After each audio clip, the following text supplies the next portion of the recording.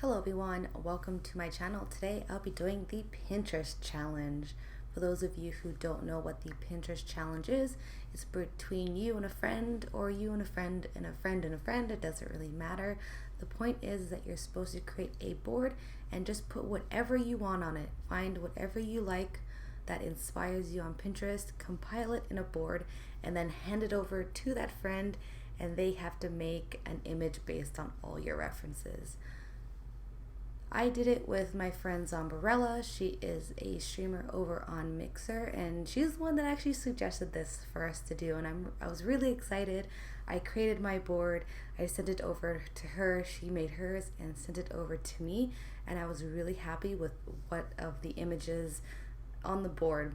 I'm not going to post it because I'm not sure about copyright and all that stuff, but essentially it was very pastel-y. It was very kind of retro-feely. The images that really popped out to me was this one of succulents, one of a girl in like a fur sweater. There was one of like a really old Polaroid camera, which I took to make the color scheme for this image. And what else? Oh, there was like this kind of flowers that were like dripping, but I don't know what they are. So as the supplies that I use today, of course, I'll put all the items in the description box below, but I wanted to do kind of soft lines. I know I have my fountain pen that has really black ink in it, but for this one, since the images that she put on the board were very pale, very pastel-y, I wanted to do a pencil for the line art, and I used Chesnut of my Prismacolors. And I have not used Prismacolors in forever. I forgot how soft of a wax they are, so I was sharpening my pencil to keep it sharp most of the time. As you can see, I don't really sharpen it. I kind of rub it against a piece of paper, and this is something that my director taught me. Instead of sharpening every time to a point and kind of whittling down your pencil, you rub it against a piece of paper in order to get the point sharp again. So essentially you kind of save your pencil as much as you can, and at one point you kind of have to sharpen it. But you rubbing it against the paper to get a sharp point is actually really fantastic, and I've been doing that ever since. I do want to talk about the light table I'm using. Now, for those of you who follow me on Twitter, this is an animation desk that I've been wanting for quite some time, and I finally just put down the money and purchased it. So an animation desk is something that I used when I was in university, and I did my traditional animation degree, and I kind of ditched it when I left university and never got back into it. But recently I've been really wanting one. I really want to get back into hand-drawn animation, so I bought this desk, and it's kind of like a two-in-one. Yes, I use it for animation, but I also am kind of using it for a light table as well, and it's fantastic because instead of your page being static, you can rotate the board around and get really nice angles, but as well it's really soft on your wrist, because I feel like having a static paper on a light board, you kind of have to do these like really awkward angles, and with the animation board you just kind of twist it around. Like as you can see throughout this video, I turn it and all that stuff. So I turn off the board and do some final touches with the pencil, because you kind of sometimes you don't see it when you have the rough underneath. And I'm really happy with the line art. I like how soft it is, and it makes me want to get some different type of inks for my ballpoint pen. I also do, not ballpoint pen, my fountain pen. I do want to get a fine nib for my fountain pen with like a gray ink. I might do that sometime soon and do a piece with that. So I go on to the coloring. As I said previously in this video, I took an image from the board in order to make the color scheme. All the images that she put on the board were very pastel-y, which is great because I have a lot of pastel colors in my Copic collection, and I was really excited to get a scheme. So I use Cooler, and it's a place that you can do like color schemes or color palettes, and you can import an image and then it will just pick 6 colors, and you can go from there. But the best thing about this website is that it can export the color palette in Copic markers. Like, I didn't know this, and I was like, oh my gosh, this is great, because I love these colors. Instead of kind of guessing what the color in your Copics would be, it just tells you what the colors will be in Copic. So I'm like, mind blown. I'll put the link in the description box below. It's fantastic.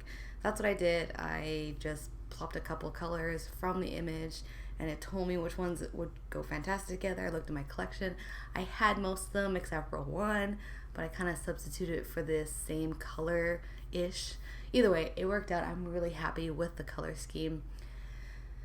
So as per coloring her, I haven't colored in Copics in a while, I'm not gonna lie. So this was an adventure. As you saw, I was doing the whole touch nibs together in order to have one color going together, and then using it as a not a buffer, I don't know what it is, like I guess blending.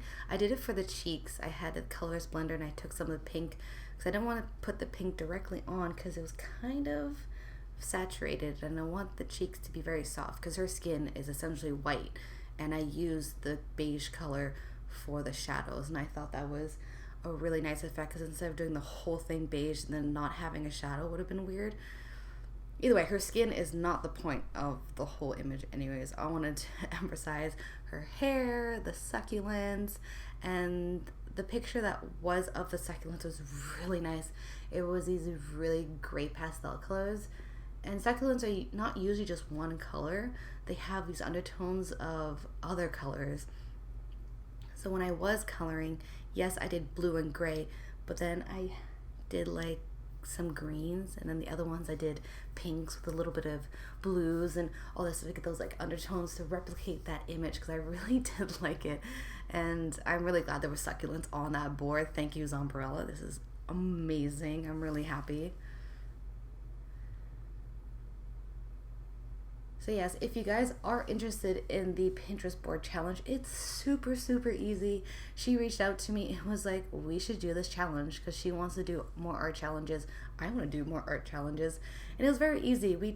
I think I did about like 15 images. She did about roughly the same, like 10 to 12. You don't really need all that much. What I did for mine is that I wanted,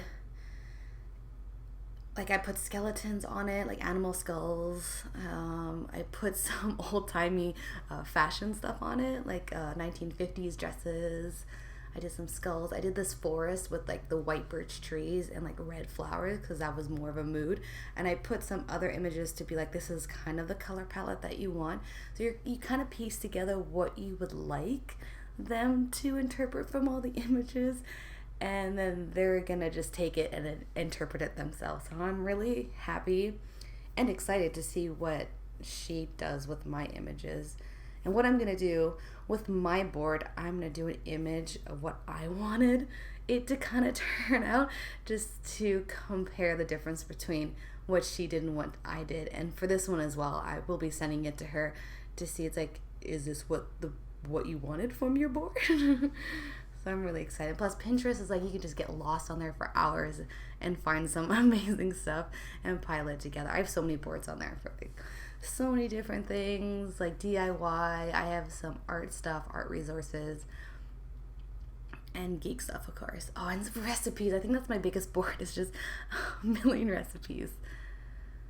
Alright, so we are coming to the end of the video. I'm just doing some final touches with the image, putting a nice outline, and ta-da, here we go. I'm really happy with this picture. I hope Zombrella likes it, and I hope you guys like it. So please tell me if you want to see more of these types of challenges, and until next time, I'll see you later.